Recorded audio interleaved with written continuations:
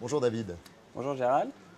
On s'est connus en 2010. Tu avais reçu à l'époque le prix Pierre Faure de l'École Polytechnique, qui Ouais. récompense chaque année un chercheur qui a fait une grande innovation. Alors à l'époque, tu avais été récompensé pour les interconnexions logiques. Alors traduit, ça veut dire on remplace les circuits électriques, physiques d'un PC par exemple par de l'optique. Voilà, Alors pardon. on imagine toute la puissance et toutes les possibilités qu'il peut y avoir derrière. Et à cette occasion, j'étais intervenu devant la promotion de Polytechnique qui avait célébré ton succès. Voilà. Et puis là, tu viens d'avoir un nouveau prix, le prix du MIT cette fois-ci. Alors après la récompense française, la récompense américaine. Pour cette fois-ci, une innovation, tu as inventé le 3D sans lunettes sur un téléphone portable ou une tablette, donc sur des objets numériques. Est-ce que tu peux nous en dire un peu plus? Oui, oui, avec plaisir. Donc en fait, cette technologie est reliée en fait aux travaux précédents sur les interconnexions optiques.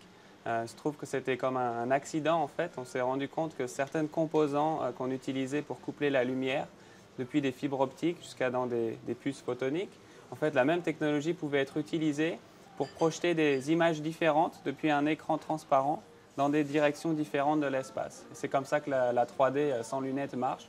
N'importe quel observeur, en fait, en regardant l'écran, va apercevoir une image différente de son œil droit et de son œil gauche, et le cerveau va reconstruire l'impression de 3D. Et donc, j'ai d'ailleurs amené une démo, je peux vous C'est montrer. intéressant de la voir.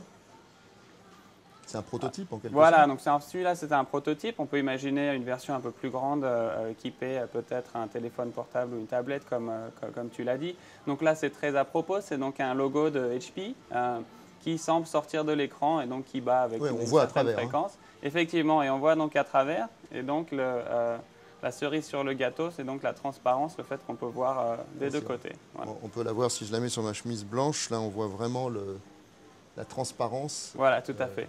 Et donc on peut imaginer ce genre de logo. Une première application sera donc de venir décorer nos produits HP sur une imprimante par exemple ou un portable.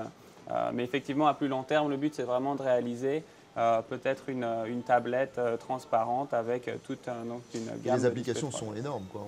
Sont multiples. On peut imaginer ça dans le domaine médical, dans le domaine du cinéma. Voilà, tout à fait. Donc tout ce qui est jeu, tout ce qui est cinéma et tout ce qui est présentation de données complexes, par exemple, même des applications très sérieuses comme qui est la chirurgie à distance, par exemple. Typiquement, je pensais à ça en t'écoutant.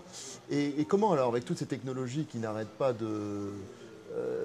d'arriver sur le marché, c'est fantastique, comment tu imagines notre vie au bureau demain? On va utiliser quel type de technologie? Voilà, donc en fait, évidemment, je ne suis pas devin, mais si j'avais à prédire, avec l'émergence de toutes les technologies du cloud, par exemple, qui permettent de faire du processing en masse, disons dans des grands centres des data centers, par exemple. Si j'avais à parier, je dirais que ça va être la fin peut-être de l'ordinateur personnel au bureau. L'ordinateur va être sans doute remplacé juste par des technologies d'interface, des écrans, par exemple 3D, avec des systèmes d'interaction touch ou reconnaissance de gestes, par exemple.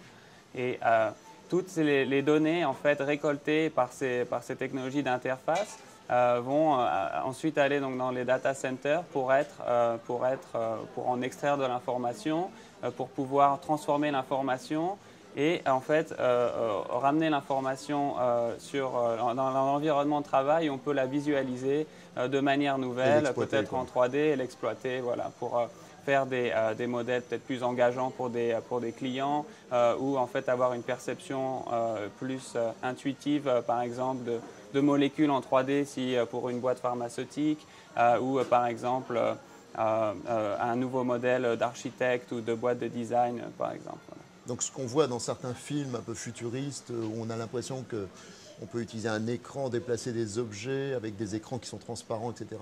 Tout ça, ça va devenir Voilà, effectivement. réalité. Et effectivement. Donc, on va travailler dur pour que ça devienne une réalité. Le Minority Report, c'est vraiment une technologie pour demain.